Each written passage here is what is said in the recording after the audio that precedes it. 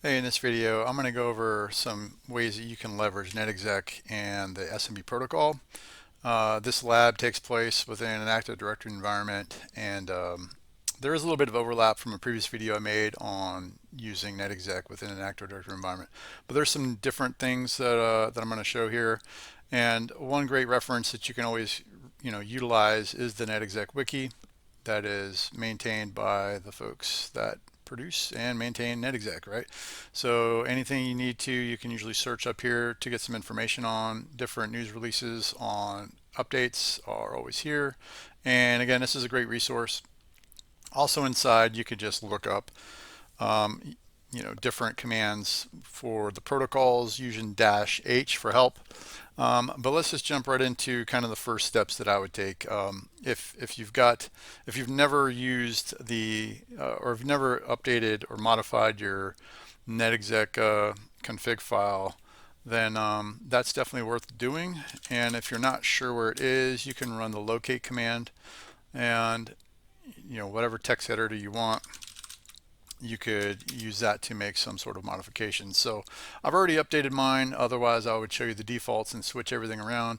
But here, let me just go over what I've updated here. I've changed the pwned label. So anytime you authenticate with like an administrator level kind of account, and whether that's with a password, hash, whatever, after it authenticates, it usually comes back and tells you, default pwned. I've changed that to display elevated privileges.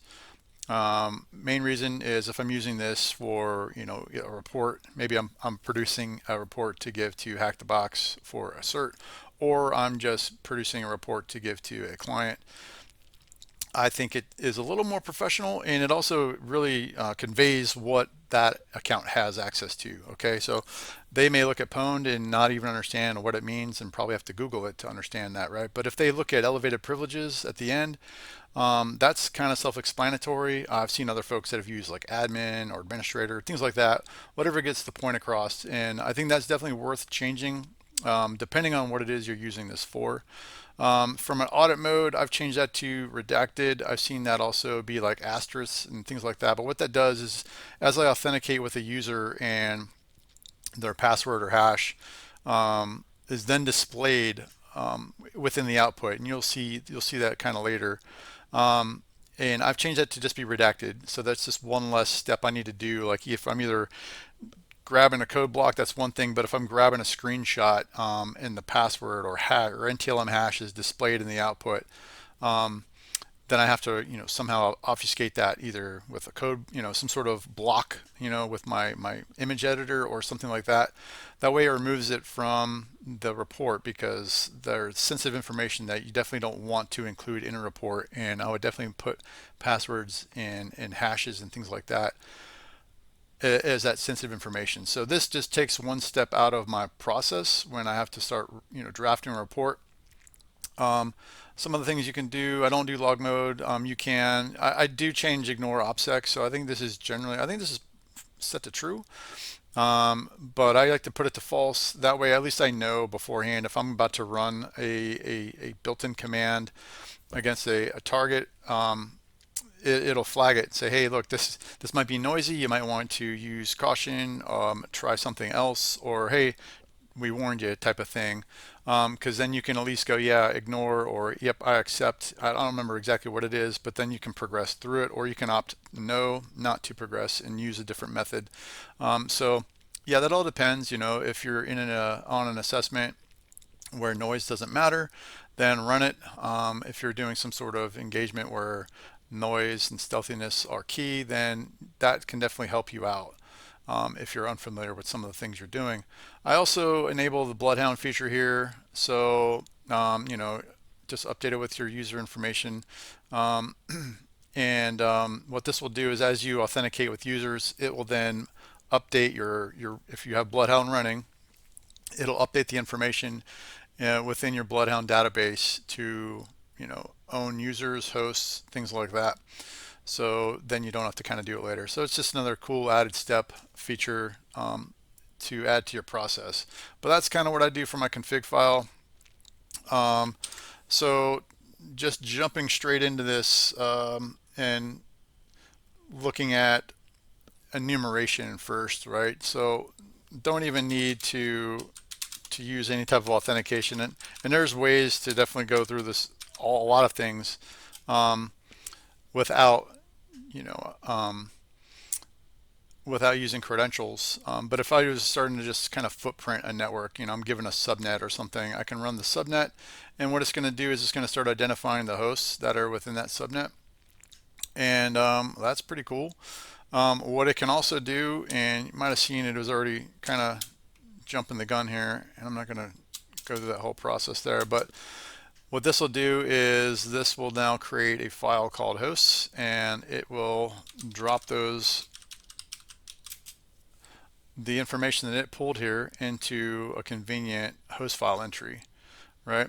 So I don't have these in here, at least I don't think I do. Nope, so they're cleaned out. So I've got that host file. What I can do now is just kind of throw that into, I don't need to sudo this part. Let's just cat hosts and pipe that over into my host file. And I can now cat that out, and it should have updated. Yeah, it's got them all in there, so great, that works. Okay, so now what I can do from an enumeration point of view, if you wanted to, you could also throw in host names now. So I can do the full qualified domain name because that is in my host file. Before, it would not have worked because the host file entry wasn't there.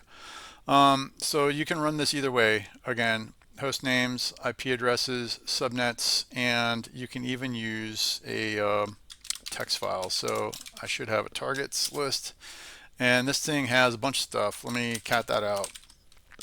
So you can see I have a few entries here. So domain controller, this is my certificate authority, domain controller, right? Certificate authority. So that's 1, 2, 3 each, and you can see that it hit all three entries, right? So I've got 1, 2, 3, and 1, 2, 3. So it works on all fronts. So host names, full qualified domain names, IP addresses, subnets. Okay. So that's just doing some sort of enumeration from the host that you have within your scope. No matter what you're given, you can configure it so that Netexec will work. The caveat to that is SMB has to be enabled on those hosts for you to see the results come back. So if you're in an environment and SMB is completely disabled, or they have some sort of appliance that's blocking some of your Netexec scans that might be targeting specific protocols, then yeah, you're probably not going to get results. And it doesn't mean that the service isn't up and running. It just means that, yeah, either that host doesn't have it running, or there is something that is blocking your attempts to identify that, right? Okay, so now we're going down the authentication authentication road here. I don't know what I'm saying. And I'm just going to focus on that one, and I'm going to use DMAL. And like I said kind of before, I like to try and keep things as simple as possible from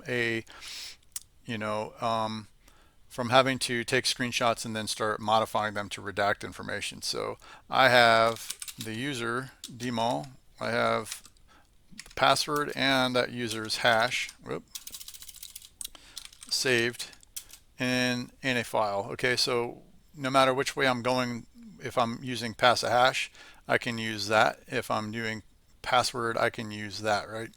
So that helps me not have to worry about obfuscating the password or the hash. And this is the configuration part that I was talking about earlier.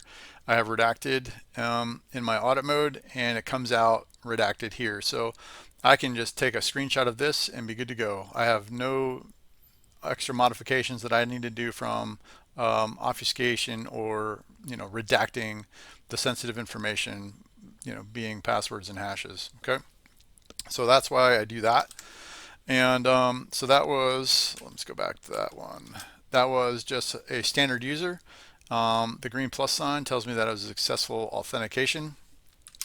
So going with that, if I can at least show you one that is definitely disabled. If I were to run just a user that has a disabled account, yeah, I'm going to get this color and a dash, right? And then if I were to just, let's go to this and just go the complete wrong password, you get a logon failure, right? And then now I have a red dash for, nope, didn't work. And you see the red dash here just because I don't have Bloodhound up and running. Okay, so if it did work, then this would show that, give me a plus sign, hey, it's been there, it's been updated, user such and such has been updated. And that's more of something that I'll throw into a later, probably an LDAP Netexec video, because that's where Bloodhound is found.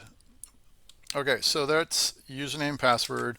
Like I said before, you can use the hash, and all you need to do is drop a -h for the user's hash, and it's going to do the same kind of NTLM authentication. Okay, and it redacts it there. And again, if you needed to check out the options here, you can throw -h in there at any time and get your help information. So from an authentication stand piece, you can see there are some other things we can do, Kerberos and certificates.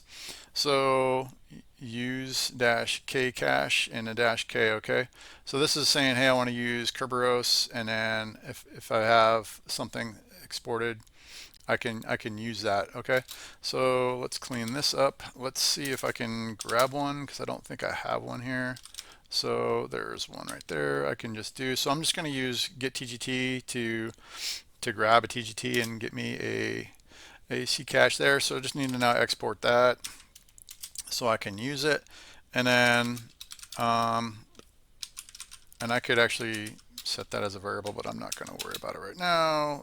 So just give the username, and then it was -k, right? And it's kind of already there. Let's go back, get rid of that. So -k for, let's use Kerberos authentication, and then use the exported, C cache file, and that's it. It authenticates to the domain user dvader, because that's what's in the TGT. That user has elevated privileges, and there's that method. So the other one was certs, and I should have a cert here that I have from a previous attack. Yeah, it is Star Wars DC. So I have a cert. I can use that too. And again, if you don't recall exactly what it is you need, you can throw, I'm going to just throw this in here now.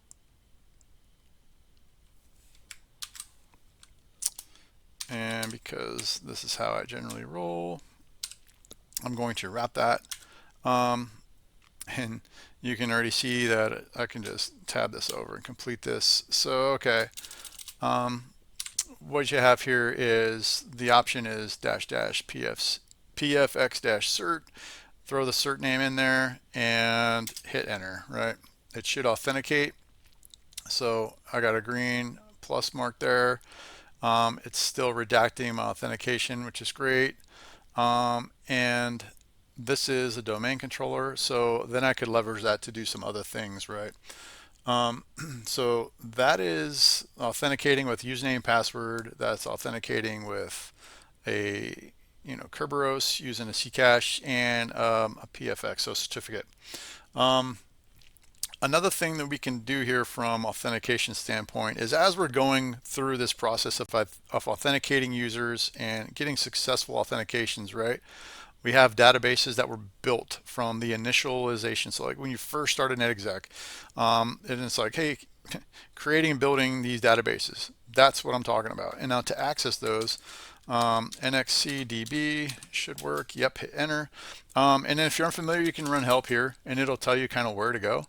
So what I want to do is go into a protocol here. And then if you don't know, again, help-wise, I'm pretty sure it was help in the topic, as it says up there. You could go help proto, and then what do you mean? And it's like, oh, it wants the protocol. So I've been using SMB, right? So I can go proto SMB and see what I have available there, again, by using help. And I can check out all of the creds that I've got so far, and it's stored right here. And you can use these as another form of authenticating to a host. Okay, so it's going to not only save, if I'm using pass the hash techniques, it's going to save the NTLM hash here in the database. It's going to also, if I use the clear text password, save that as well. It doesn't convert. Okay, so it's not going to go, hey, let me crack that for you. Nope. If you authenticate with it and it works, it's going to store it. Okay, so and then here you've got like, oh, I have the full host, and that was probably from some sort of dump that was performed on a host. Otherwise, if I'm authenticating with just the NT part of the NTLM hash, it's going to just store that. Okay, but like I said, you can use these. So let me exit from here. And I'm not going to clear the screen. What I will do, let me just split this horizontally so you can still kind of see some things going on. Let me scroll it down and let me move this up for your viewing pleasure. All right, so the way to use this, and again, you can use -H for help, but SMB, and then again, I'm going to just focus on authenticating to the domain controller. And now here is this -ID, and yep, I've already got it set up from a check I did before. Let's do pass the hash. So I'm just going to use ID3, which is using dvader and NTLM hash. So I'm going to pass the hash with the domain starwars.local, and you can see that this obfuscates everything. You don't get to see the user, the name, or any of that. If that was a big deal, it's not here. Maybe you're trying to save some space. You do get the information here. So again, if you didn't have this configured to redact, it would print out that information here. But otherwise, it's pretty clean. So that is another way that you can use something to authenticate users, and that's the Netexec Database. So let me collapse that one. Let's go back here. Let me clean this up. Okay, so we've already done Kerberos. We've done all the authentication that I plan to do so far. Now let's start looking at some other things. I'm going to SMB. And actually the one thing I didn't do was, and I'm just getting screwed up here. Let me just X this out, pull up a new one, go right back to it because I must have fat fingered something in case I need one. No, okay. So where was I? Okay, actually the one other thing that I didn't do was a local authentication. So let me do that, and let me make sure, see if this thing is still up or not. Nope, let me pause and come right back. Okay, so now that workstation is back up. This should work. There we go. So that is a domain user. You can see that it, authenticated to the domain using domain credentials. But let's say this user is also reusing that for a local account. But not always going to be the case, but this showcases at least how local authentication works. And this is the option you throw in there. And what this is doing is this authenticating against the host with local credentials. Okay, so yeah, not a good habit to use domain credentials for a local account. But maybe Chewbacca isn't like up to speed on security. But that's it in a nutshell. And you can do the same thing. So you can pass a hash with it as well. You just need to give it the flag local auth is all to validate if a local user account authenticates on a host rather than a set of domain credentials. Or you can also use check for password reuse in a situation like this. Okay. So talking about passwords and stuff, one good thing to look and enumerate would be the password policy. So that is not correct. There we go. And let's go back to the domain controller. That should still be up. Sometimes my hosts just like to drop off, or for whatever reason. So if something doesn't work, that's usually what the case is. So I'm going to use dmol, who's just a low-level user, and I'm going to check the password policy. So again, you can use -H to identify all these options, and a low-level user, high-level user, doesn't matter, can perform this and enumerate the password policy. So now you can take a look at this and determine, hey, is it worth doing a spray attack, or is it worth doing just a straight up password brute force with a large word list. It all kind of depends, but this one has a password policy, excuse me, in place. So it might be better to do some spraying instead, and that is definitely doable. So we can clean this up, and just to showcase here again, I've got like I've got some files here. So I already have some passwords, and I have a users file. So from looking at a password spraying perspective, you want to use at least something that has a bunch of users in it. And I don't have a bunch of users in this, but I have some. And I'm just going to run this. So let me do it this way first. So I have two passwords that I'm going to try, and that's password 2 and then this unicorn 1. Let's see. So we can run that, and it got through. Let me cat out the users file that I have just so we can see all these things. So here's my users file, has a few users, and we've seen Chewbacca here, right? So it went through. It looks like and this is where you could jump into your database if you're redacting things. This could be the only part where it could get annoying. You're like, well, which password hit? And that's where you could just access your database and look that up. But I can tell, I already know that this is Chewbacca's password because, again, security isn't his main concern in the Galaxy. But here you can also see it tried it in order. So D Vader, L Skywalker, got to Chewbacca, and then it stopped. Okay, so it looks like it didn't even continue to go into the unicorn side. It just went and stopped. So what we can do here is I'm just going to up arrow that, and you can already see I have it here. You can use this nifty little option here called continue on success, and what that's going to do is, hey, it's going to hit this one, and we already know it's going to be successful, and it's just going to keep going, because you want to at least fully test the passwords you're trying against all the users. Chewbacca might not be the only one using password 2. The other password might hit for another user. So you definitely want to test this within its full scope capacity or whatever. And now you can see that now running it, we got 2 hits. So both passwords are being used by at least 2 users, one being Darth Maul here and the other one being Chewbacca here. So if you didn't run this with continue on success, it's possibly that you would not have identified DMAL, and then that could have been the what makes or breaks the rest of your attack chain here. Maybe Chewbacca's a dead end, but maybe DMAL has some some other things that can be abused on that user's end that could extend the attack chain. So that is definitely a great tool to utilize, especially when you're doing password spraying.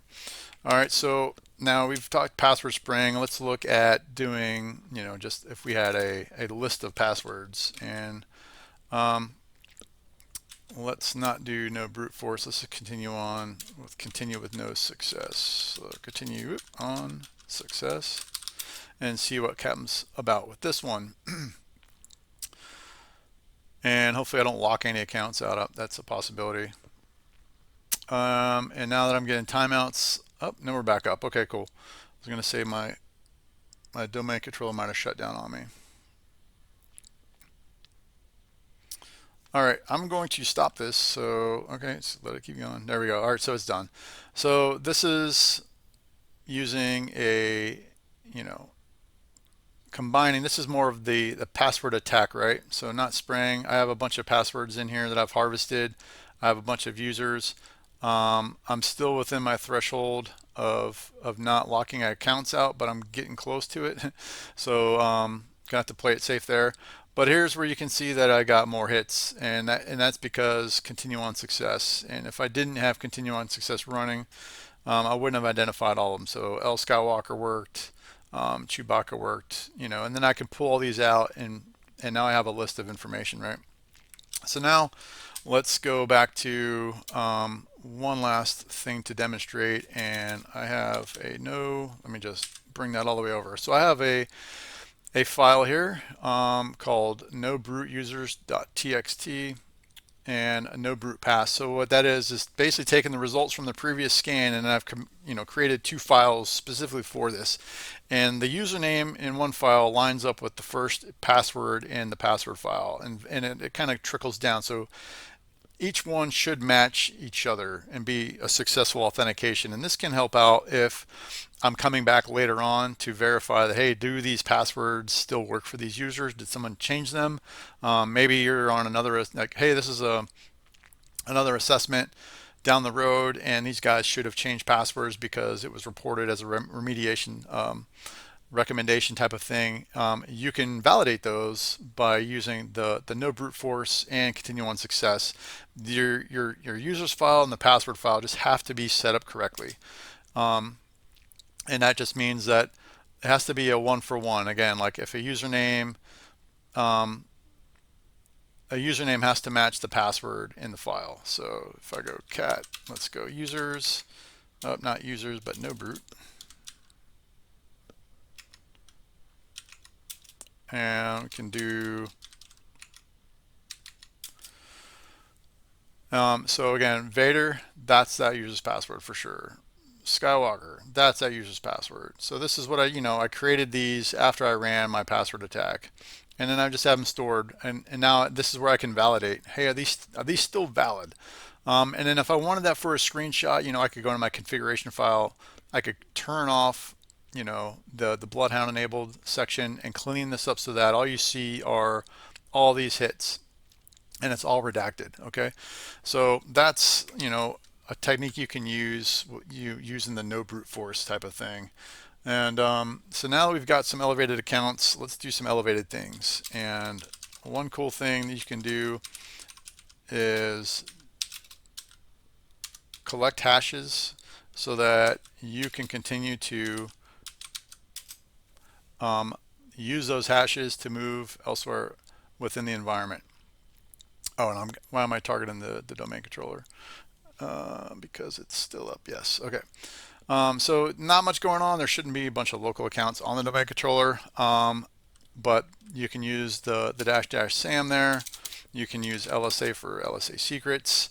And you can just keep going down the road here. Now, in some environments, if you're doing this on an actual pen test, they may have security controls to mitigate this from being performed. Okay, so again, you may have an elevated account. You may run this, on a pen test or something, and then you may get no results. And that's because something on the other end is definitely blocking your attempts. That would be an OPSEC issue, and it's interesting OPSEC didn't come up here. But that would definitely be something to consider. So there's your SAM database, there's your LSA secrets, and then there is another one that you can do since this user is a domain admin, is run the NTDS. Now let's just start this off here. Now this is the warning you're going to get here. If you're attempting to dump, perform a DC sync essentially of an entire enterprise, you could hurt some things, right? So maybe you just want to grab the specific things, and at least this warning's telling you that. So I'm just going to go no, and at least gives you, hey, use this. All right, so I can use that and just grab the administrator if I wanted that hash, and that should perform a DC sync and just grab me the administrator hash. Okay, and then from there I can use that to do whatever it is I want to do. And it also gives you some other stuff here. Look, how to pull it out of information saved on your end. Okay, so those are some different ways. You definitely need to have an elevated account to perform those things. And then again, some hosts are going to allow you to dump the SAM database and LSA, and then some could allow you to, depends on what their functionality is, again, perform a DC sync and dump the NTDS file. So that's doing some credential harvesting. Now shares is pretty much where I always seem to venture first. Once I start doing a credentialed portion of a pen test here, and it's because a lot of shares are unsecured and they have a lot of things that shouldn't be in them. And that's just generally the best place for me to start, right? So again, just like everything else, Netexec has it built in here. So we're using SMB. I'm going to go to the domain controller. I'm going to use dmol, and let me just go dash dash shares, and up, I didn't get anything, so that means my domain controller is down. Give me a second to turn it back on. Okay, so it should be back up. Let me up arrow and see what we get here. There we go. So there's some shares. Okay, so all the common stuff, but I see two what would be considered, I guess, unique shares, right? But I don't really have any access with this user, so that's where you just start checking in with all the different users you do have, right? So let's say I still have Chewbacca, who is not very security aware, and run that. And I can see, oh wow, this user has read and write over 2 shares. Very cool. So what we can do here now, now that we've enumerated those shares with that user, is start to do something called with spidering. We can spider those shares for information. Because again, I love shares. They seem to have a lot of information. What was one? Sith is one I definitely remember. And it says nothing more than, let me actually go back. It said spider up. I'm going to do, let's go to shares. All right. And we can, if you were to just run that, you're not going to really get anything, right? You got to do something. So again, if you looked at help, it'll explain a little bit more what you have here from spidering. So definitely worth looking at. But basic gist is I'm going to share, and the first thing I want to do is I'm just going to run regex with the dot to just see if there's anything in there that I can see. And it identified the normal, but it also identified this here. Okay, so I've got this darkside secrets.txt. That could be interesting, right? So it's actually shares, and then Sith is within shares, got it, and then this text file is there. Okay, so both of these, I can actually go both ways with that. Okay, so continuing on with these options though, another option from that help menu was content. And what content does is it's going to allow you to actually look through this document here. Okay, so I'm saying, hey, look through the shares and look through not just that one, but since that's the only one in there, that's the only file it's looking through, but it'll look through all of them. So it could take a while depending on how much information is within a share.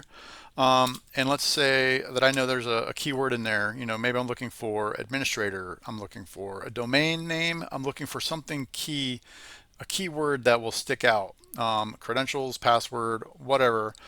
I know that exhaust is in here, so this is just to kind of showcase that how it works.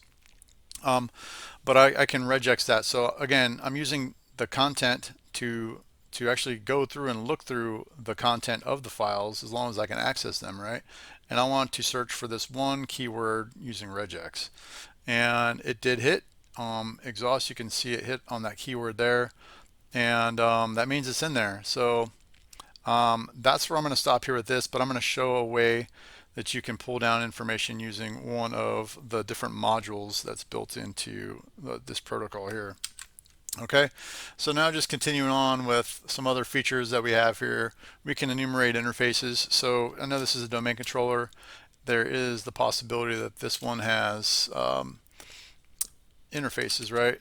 And the key thing here to note is that it ran, but it didn't output anything. And that's because, well, this is a low-level user. This is one of those options that's going to require high-level privileges, or some sort of administrator level. So I'm going to use dvader.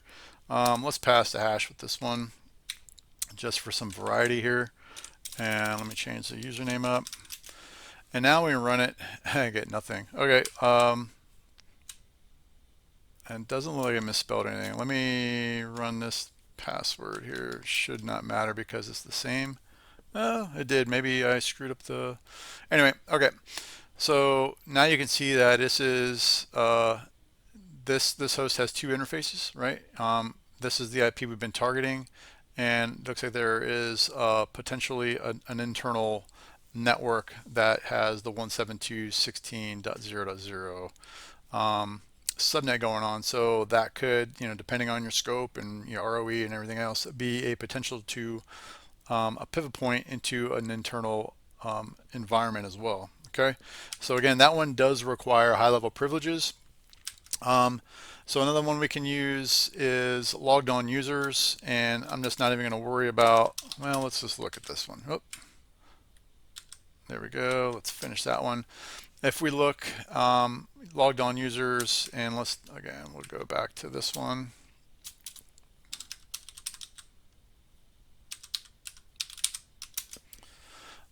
This one also requires high-level privileges, okay? And you can see that you were denied here, okay? So what we got is just a normal login for the domain controller. Let me go ahead and log in a user to that one. So real quick, and this will just show you how. Let's log in as the domain administrator.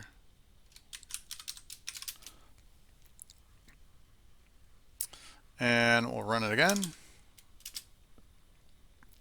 And now you can see that, oh, there is a session with the domain administrator. Okay, so again, that one requires high-level privileges, and it can be handy because, excuse me, later on, then you can look at potentially using the Impersonate feature within the modules here. So, and continue on with just sessions, right?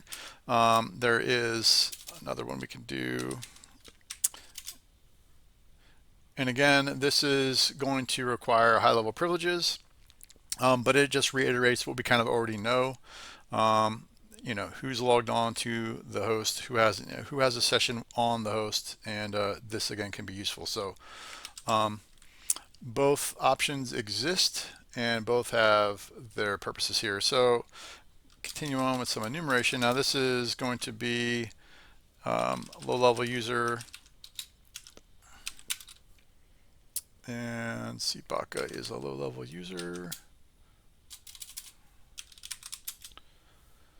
And we can enumerate, you know, just the users on the host. And again, if at this point, if you wanted to do some targeting, or if you're like, oh, hey, someone put description, you know, information in the description that is bad, that stuff will all be displayed. So this could be just another helpful thing to run on a host for enumeration perspective.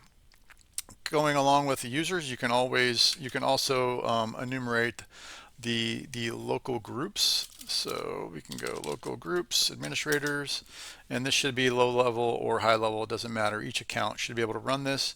But also know that I've had this not result in any results regardless of the user, and that's because there was security controls in place that flagged this enumeration as, you know, potentially malicious and would not display the information. Although I could hop on, you know, via WinRM and run the command and not get flagged. So there is definitely an OPSEC concern with this one, depending on your environment. And even though I have OPSEC enabled, it didn't flag this as potentially being OPSEC related.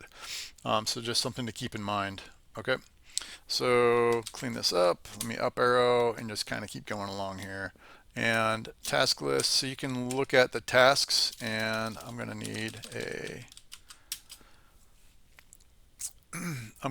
high-level user. So again, high-level user is required. Low level is not going to give you anything here, but you can look at all the different tasks that are, you know, being run right now. And so going along with high-level users, you can run commands. So you can run PowerShell with a big X and CMD with little x. And let me go ahead and split the screen here to just kind of showcase this. So I have a reverse shell already created here somewhere. Yep, reverse. Okay. So what I'm going to do is just host up my Python server. And fortunately, this will autocomplete for me. But here it is. So I'm just going to use invoke web request to pull over my reverse shell and then output it into public docs and rename it rev.exe. Okay, so we should see it execute up top. We should see it pull it down below. And then, you know, if I really wanted to, could jump on the host and show you that it's there. But instead of that, let me just go ahead and kill this, clean this up, and start a listener. And clean this one up here and just kind of go this route with it. So now to execute it, I'm just going to run use command or CMD to execute it. And there you go. So there I am, and I am dvader. That's who executed it. That's who I am. That's my reverse shell. That's it. So in a nutshell, you can run commands and execute commands with a high level account on a host. So that's, think about other ways you can use that. It doesn't have to be just to execute a reverse shell. I've used it plenty of times to just bring over Logolo and execute it to start up an agent to make a pivot or something like that. But you can do a lot of things with that from an enumeration standpoint, just living off the land type of commands within PowerShell. So another thing you can do here is use modules, and I brought that up earlier with the shares, but the first one I'm going to showcase is just how to look at the modules. So each protocol has its own modules, and a -L will list them all out, and they're nicely categorized by high privilege, so you need a privileged account to execute those, and then you have a bunch that require just a low privileged account to execute them. So pretty cool. The first one I'm gonna look at really is add computer, and so just kind of like before, just a quick way to do it is and you could do this wherever. If you have a bunch of information like the username, password, domain name, and all that sort of stuff, you can throw your -M for your modules, type in the one it is you want to look at. So I want to say it was add computer, and then add options to the end. Oh, options, not option. Oh, it still ran it. Cool. Okay, so option or options. I just learned something there because I always use options. And then it gives you all of the different information that you need to provide to utilize this module called add computer. And that can be simply, and that's by going a -O for your options and then providing the options. So your name, password. Do you want to clean things up? Do you want to now delete that account? If you're cleaning things up, it's all there. So that goes with all of the modules. So any module you want to look at to identify the options, it's just that. So you can kind of go through them and look at them on your own. But yeah, so to do that, let's just run this through again real quick and make it easy for ourselves. Let's go with this was a low-level user, so let's use a low-level user, and Sibaka is low-level as they get, and it was a -M, and I've already made one, so let's make another. We'll just make bad PC2, hit enter, and successfully added machine account bad PC2. So let me just copy that for simplicity here, and just show that that user does now work. I am fat fingering things today, and that is what password 1, super secure, and see if that authenticates, and it does. So got a green plus sign, it authenticated, it's there, it can be used. So you have the ability, if the machine account quota is not set to 0, you can create these machine accounts and use them to perform whatever it is you want to perform. Okay, so that is one module. The other module that I was going to showcase was how to use it with the shares, and that is called Spider Plus. This is another low-level user module. So again, we can just go to just list things out, not L, but I'm going to do M, and it is spider_plus, I believe, and options. There we go. Okay, so then again, it gives you the syntax for it. So download flag if you want to download files, and that's what I'm going to use. If you want to exclude things, because there may be a bunch of other directories and files maybe that you don't want to grab, you just want to grab a specific one. And then you can see that it gives you the default path, if you want, once it downloads this stuff, is going to be there, but you can set that to something else. So let's configure this one up, and it's just going to be Netexec SMB. It's the domain controller, and the user, let's do, it was Sibaka, right? I don't need all that, but I guess we'll go with Spider Plus, and now there we go. All right, cool. So you can see I've already got it here, and let me just break this down. So here's my options. So -O, I have the download flag set to true, meaning I want to download whatever files are in there, but I'm excluding these different directories. And it does show here that, hey, by default, it's going to exclude those. I include it anyway. So I just want to filter those out and ensure they're filtered out. And then I want to output my stuff to where I currently am, which is, in the videos NXC here. So I can hit enter. It's going to then run. And that was cool and fast. If it's a bigger environment and you're looking at more files, this could run for a bit. Just remember what it is you're asking the tool to do for you. But same thing, all the same stuff applies here. But you can read down through what you just did here. It shows you the shares. And it says, hey, I found one folder that you wanted, or I'm sorry, one folder. Again, it has 2 directories in it, but then 2 files. It's basically the same file. And then it should be in here. So when you look in here, you can see here it saved it into a directory called 1010 10 100, and you also have a JSON file.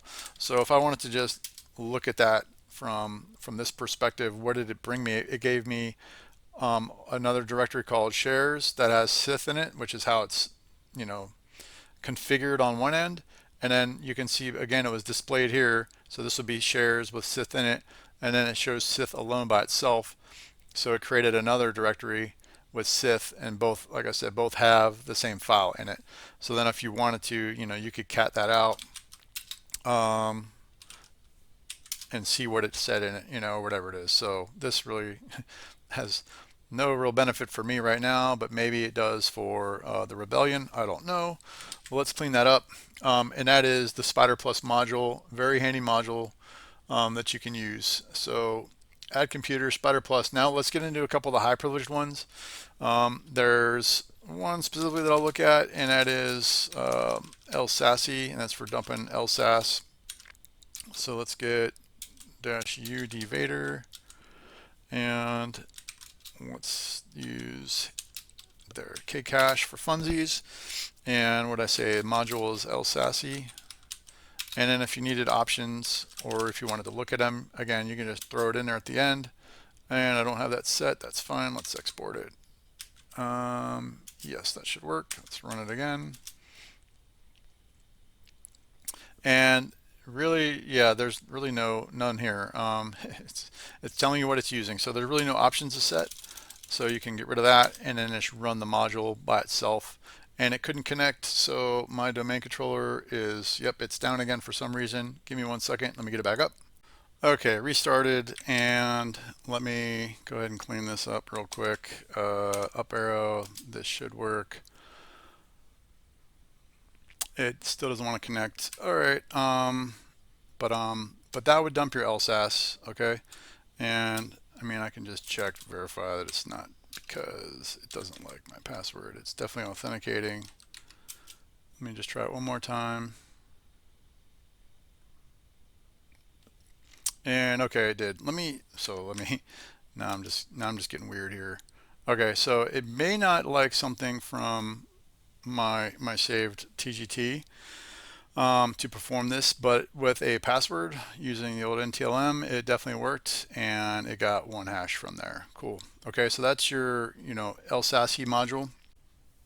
Okay, so after that LSASSY stuff, I got kind of curious as to why Kerberos authentication wasn't working, and so I went and found the module for LSASSY and just started to scroll down, and then you can pretty much see right here why it wasn't working, and that's because it's expecting either just a password or a hash. So you can use clear text password or pass a hash with the LSASSY module and not Kerberos authentication. The last module that I'm going to look at is the Impersonate. Okay, so again, this is a high level, and you may go, well, why do you want to impersonate if you have a high level account? Well, maybe it is you want to just use someone else's account to do something different, right? So again, we can look at the options here, and you can see that there's, okay, I can get token, I can execute commands, and then path to impersonate binary on local computer. Okay, so let's just run this with Impersonate, and again, if it works correctly, it should dump out a lot of information for me. Okay, and again, if you run this and you do not get any of this information, it could be, again, a security control on that host that is blocking your attempts to enumerate and pull this information out. Okay, so got some information there. Let me just scroll, or not scroll, I'm down at the bottom. Let me split this just so you can kind of still see what's going on here. Let me go back up. Okay, so make this a little easier.